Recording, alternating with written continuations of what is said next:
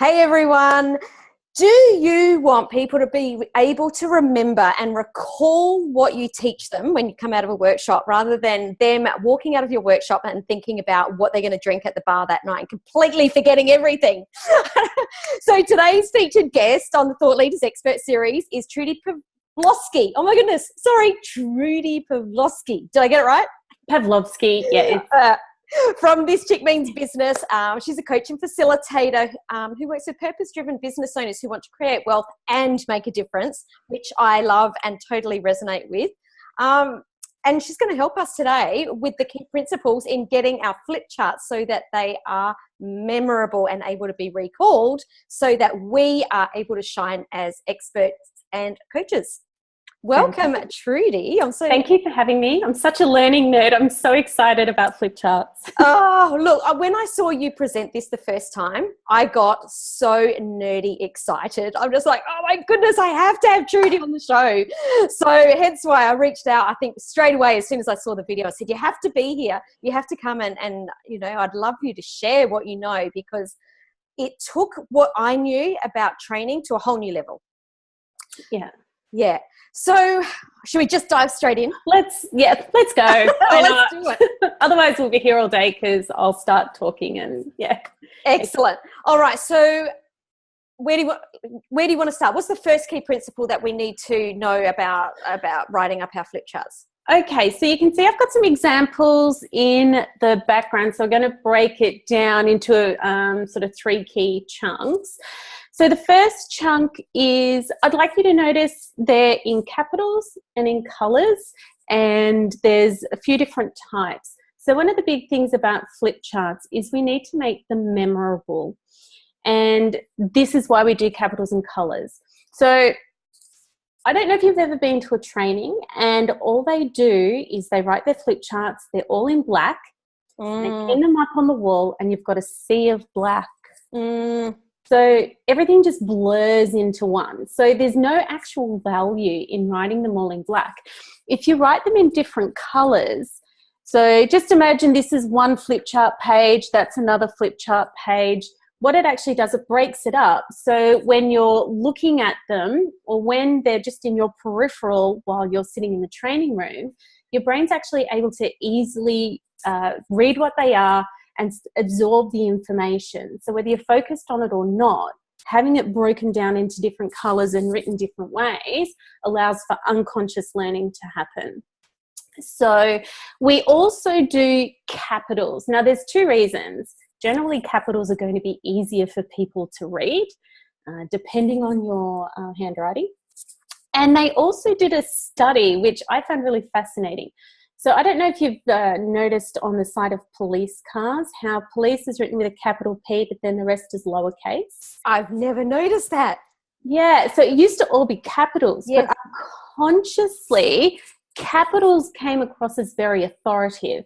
And what the police wanted to do was to sort of soften things down a little bit and make themselves more approachable. Now, we want to be seen as the authority in the room and as the expert. So when we write them as capitals, it's an unconscious authority statement. So where they're going, we're the authority, you need to pay attention to this. So that has the two sort of things. A, it's easy to read. But unconsciously, we're setting up these lessons that we're putting up on the flip charts and then on the walls as something that we need to respect and learn. So that's why they did capitals, and that's why it's in the two. I've written them in two colours, but 2+ colours. Generally, you can use 3, even 4 colours if you want. But 2 to 3 colours is a really nice breakdown in that. Love it. And I'm assuming that puts the learnings into different, almost like different compartments.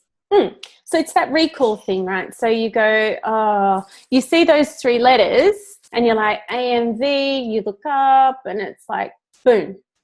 It helps you bring that memory back to your conscious thought when you're recalling it. So, love it. Yeah.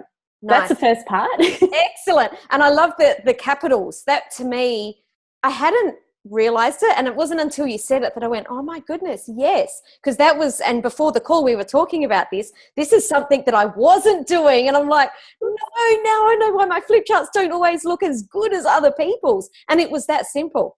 Yeah, it just keeps it nice and uniform. Yes. So I use cursive writing. I'm this close to being a doctor with my cursive writing. There'd be no point me doing cursive writing flip charts because everyone would be like, what does that say? Yeah, nice. Okay, so using colours, using capital letters. What's the next tip? Okay, so there's 3 different kinds of flip charts written up here. So the first one is initialized. So that's where you have, so this is add massive value is the flip chart. So you have it, the first letter is initialized. Yes. So that stands out. So you can actually write AMV or whatever the flip chart is down the side and fill it in. And I'll teach you how to teach flip charts a little bit later on. But when you do your reviews, which we'll talk about a little bit later on as well, all you need to do is write that letter, and those colours and those 3 letters will help trigger the recall of what the whole flip chart actually is. Yes. And from a learning perspective and a recall perspective, we actually want our clients we don't want to have to spoon feed them all the time. We want them to be able to go, PMV, add massive value. Yes. And then tie that into the content chunk that it was taught in. So that's the power of flip charts, which I think a lot of people don't really understand. These are powerful recall tools for your content chunks. And if you distill these down to like 5 flip charts per 2-hour content chunk, you're actually opening up the scope of recall for what you're teaching. Like I said, flip chart nerd. Yeah, I love that. I love just the initials there too. My background, for anyone that doesn't know, is actually teaching dance, and I used to have to teach it to kids from 3. And let me tell you, if you're teaching something to a 3-year-old, you have to be able to explain it in very, very different ways to the way that you explain it to an adult.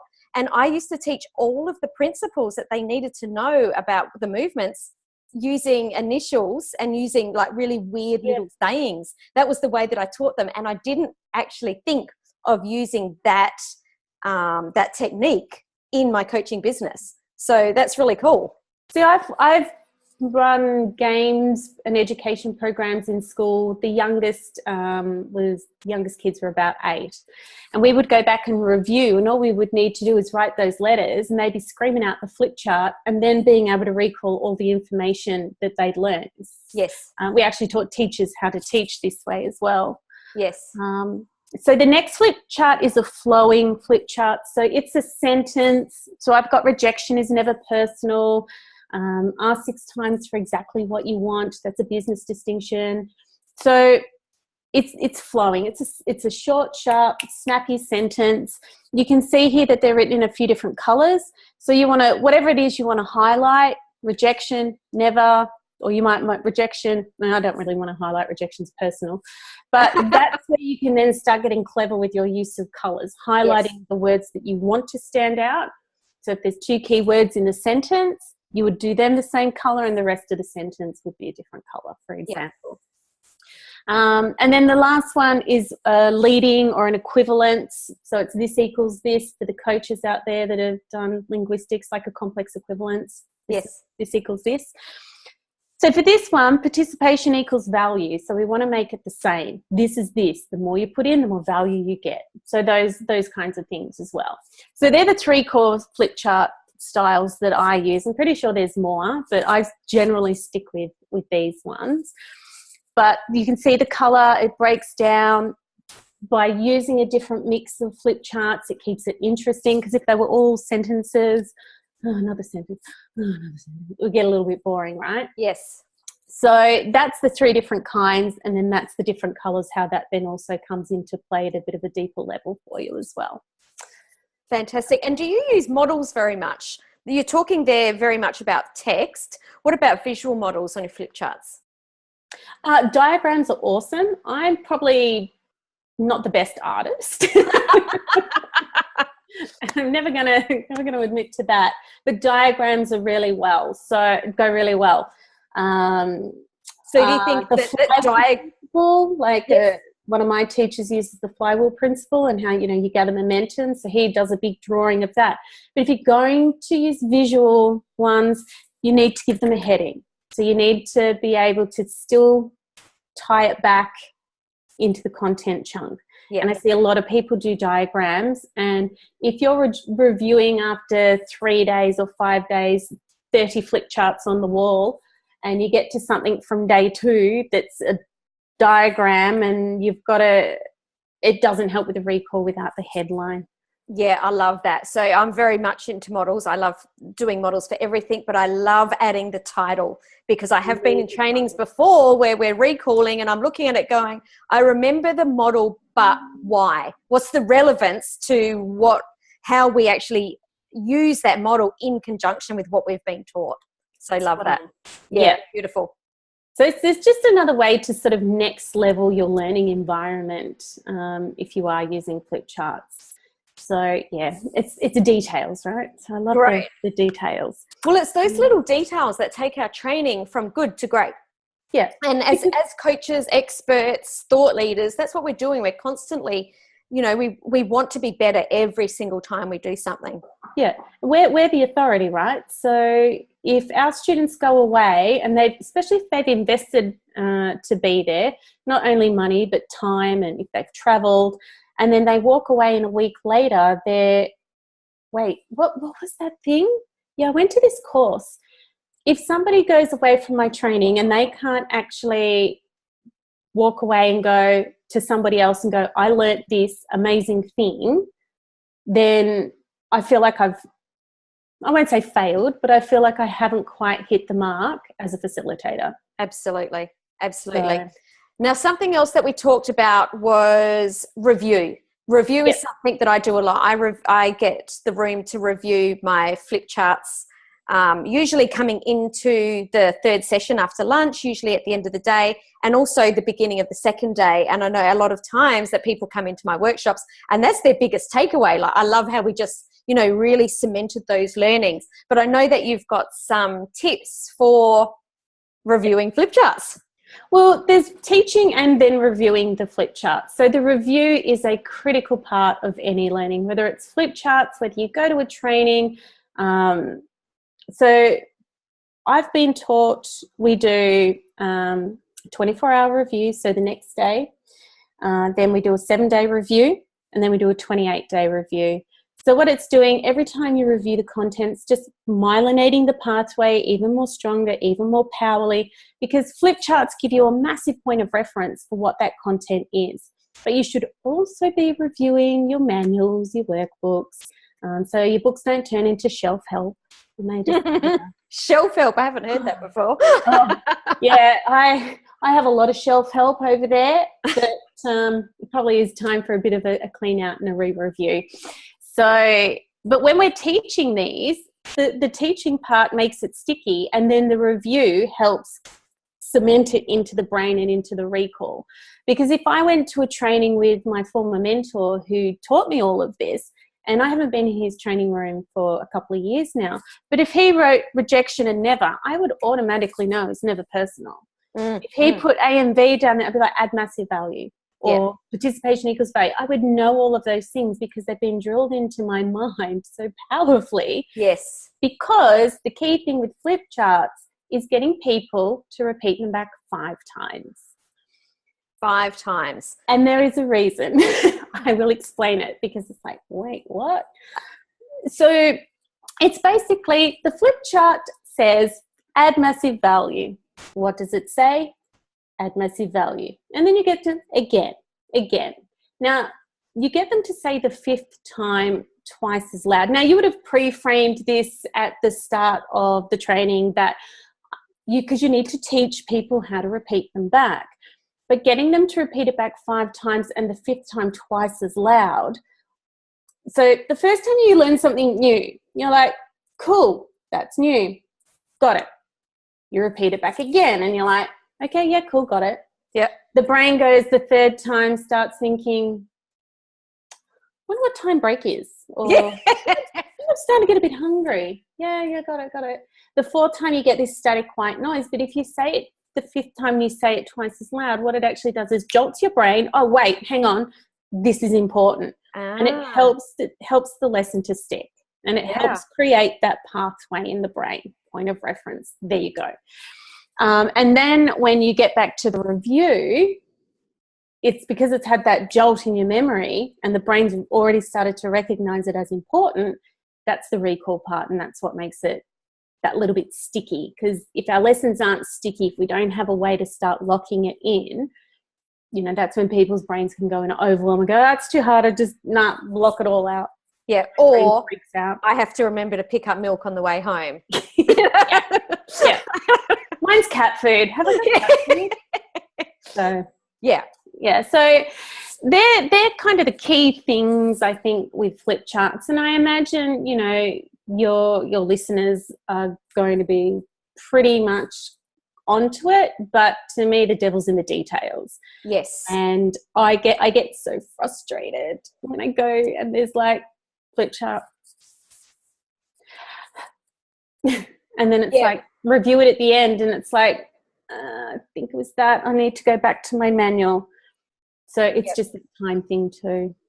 Yeah, and that's definitely why I asked you to share this, because the value I saw in this was, I think it's huge, because it's just exactly like you say, it's just taking that. This almost isn't like one level up. This is like 5 levels up of people being able to recall your content so far down the track. And not just for them, because you're right, they've paid in their currency of time and money normally to be in your training, but to have you top of mind. Like, you know exactly who that mentor was that taught you this. You think about that person every single time you're doing it. So it's not just adding value to your clients, but it's also making sure that you remain top of mind as the expert that you are. Yeah. You know, one distinction is track all numbers, and every number is a negotiation point. So every time I get a piece of paperwork or a document or anything, it's ingrained in me now to just like circle or highlight all of the numbers, whether it's the time, the money, whatever those numbers are, because that was one of the lessons. It tied in with an experiential games program as well. Yes. Another next level learning tool. But that's in me for the rest of my life. Yeah. And if you can get your lessons into somebody's head for the rest of their life, and even if you run the same training and they keep coming back and you keep sharing the same distinctions, it keeps locking it in at a deeper and deeper level. And it is so powerful. Totally. Thanks, Trudy, for sharing all of that. And I really, really hope that people do go back and watch this, because I've heard this now 3 times. And each time you explain it, Trudy, you know, I'm taking something else out of it. So obviously I need another 2 times to get to the 5th time. Get some more flip charts happening. Yeah, review. So thank you so much for sharing your flip chart strategies. And if anyone is interested in learning more from Trudy, then I will tag Trudy in this post so that you can reach out and connect with her and have a chat. Or your website is, Trudy? thischickmeansbusiness.com. Excellent. Thank you so much, Trudy. And I'm sure we'll have you back on this expert series soon. Oh, I hope so. Thanks.